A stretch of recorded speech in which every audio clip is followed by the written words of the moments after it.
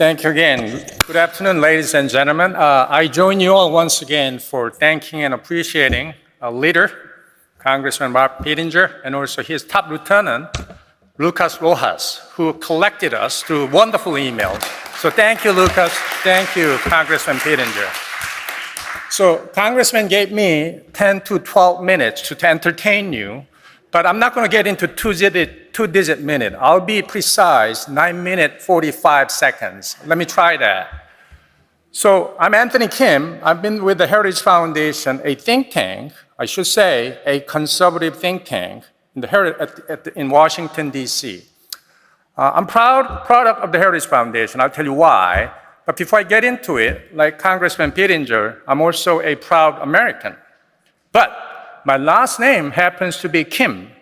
So just in case you're a bit sleepy this afternoon, we're going to get into this conversation a bit later. But my question is my family from North or South? Because when you think about Korea, there are only two Koreas, right?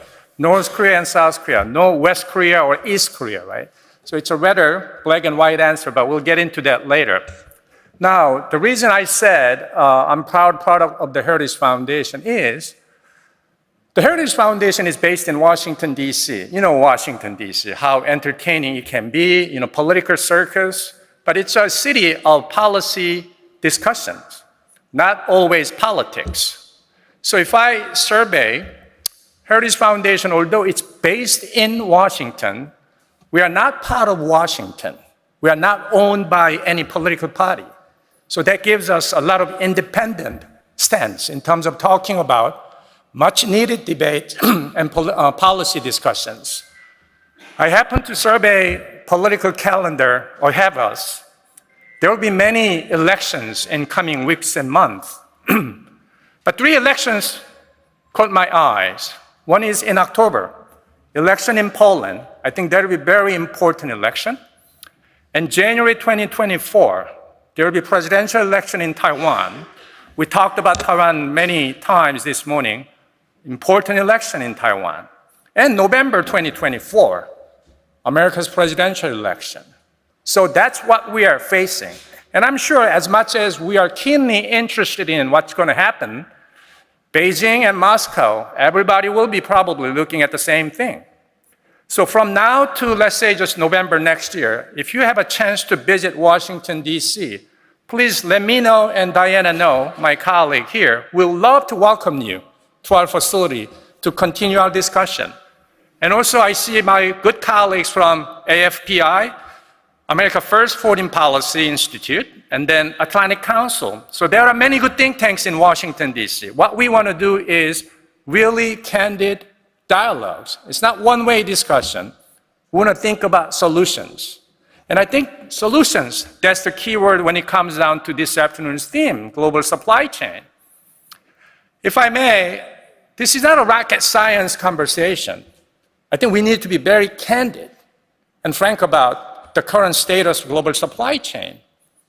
And I want to make this kind of 3-dimensional kind of quick talk. The first mention is, whatever we do in terms of not like a completely remapping the global supply chain, I think this is really about reconfiguring what we've been missing. In the process, what we've been missing. And it should be based on adding and multiplying our willingness and ideas. I think this is why we are here together. Otherwise, why would you come to London? I mean, you can come to London anytime, better season. But you decide somehow to join this forum to think about what we can do and what we should do. So in doing so, I think we should consider and we should focus on how to add and multiply. I think that's the key approach in terms of reconfiguring global supply chain. And number 2, second dimension, I don't have to repeat this, but everybody knows this nowadays. Economic security is national security, and national security is economic security. It's all interwoven. I mean, you can add energy security, you can add food security, you can add even public health security, but fundamentally, national security is economic security. The reason I'm reminding you of that is, nowadays, security is not really one-dimensional. This is really has been expanded and broadened. So how to secure our supply chain, that is essentially about how to secure our ideas and our values, and fundamentally, the rule of law.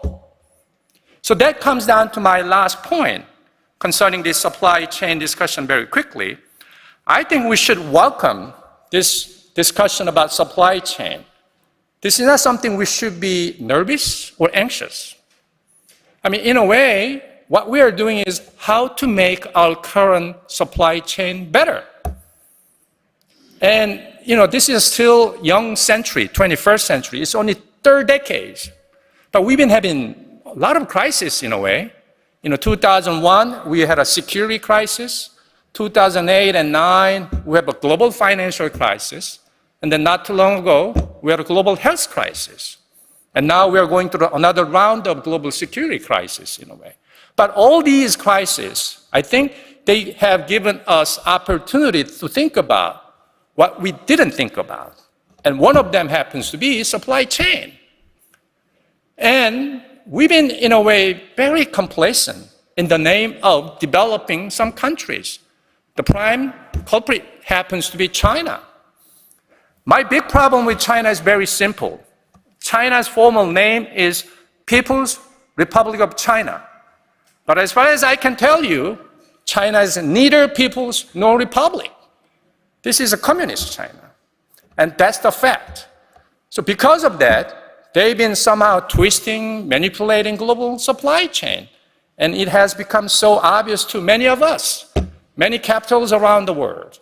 And what we are trying to do is how to make it more transparent and accountable and more reliable.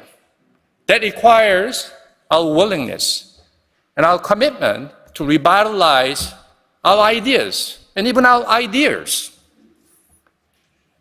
At Heritage Foundation, we strongly believe we want to build an America where freedom, opportunity, prosperity, and civil society flourish. I think everyone here, regardless of your political orientation or what country you're from, you care about freedom, opportunity, prosperity, and civil society. And once again, that's why we are here. Then our direction is very clear. How to conserve and ensure and enhance these four ideas and principles. Freedom, opportunity, prosperity, and civil society. These four words are not mutually exclusive, obviously. They are all interwoven. Without functioning free society, civil society, how can we ensure freedom, opportunity, prosperity? So, I think this is a time to expand our supply chain conversation. This is not about just product. This is not about iPhone. This is not about toys. This is also about ideas. How can we ensure supplying good ideas, practical ideas, solution-based ideas to many different societies and many different countries? Supply chain is no longer about just a product. That's a simple, one-dimensional conversation, if I may. I think we have to broaden our conversation because ultimately, ideas, they do have consequences. And I think that's why, once again, through the amazing convening power of Robert Pittenger, we're here to talk about how to ensure that. So, if I may, I really believe this is a journey together. There's no quick answer in terms of reconfiguring supply chain. What we need to do is very candid. I mean, just look at what's happening in China. Look at what's happening in Beijing, under Beijing's Xi Jinping leadership. He's now the king of China. And what kind of future are we going to pass on to our next generation? I think that's the big question we are confronting. And of course, it's not going to be like overnight process. It's going to require rounds of conversation, many elections perhaps. But I think the direction is very clear. We want to preserve, conserve, enhance our ideas, our civilization, the rule of law, and everything. So, my conclusion, this is time to move onward because there are many more things we should think about and do more than anything else. Now, coming back to my heritage, Kim. So I'm obviously from South Korea. Thankfully, no one from my family is from North. But look at the South Korea and North Korea. Same people, same geographical locations, but war, ideas, it divided. They divided this one country. It used to be one country, right? So really, this is a prime example of what kind of consequences bad ideas and good ideas can really bring in. Again, same language, same culture, same people, but very different status of freedom, opportunity, prosperity, and civil society. But I want to end my quick conversation with you in a very positive note. If South Korea has been able to enjoy and achieve what it has achieved, I think sooner or later, our friends in Ukraine and many others in Africa, they can achieve the same journey as South Korea has achieved as well. It just requires some more time, more patience perhaps, but I think once again, this is our journey together. So thank you for your attention.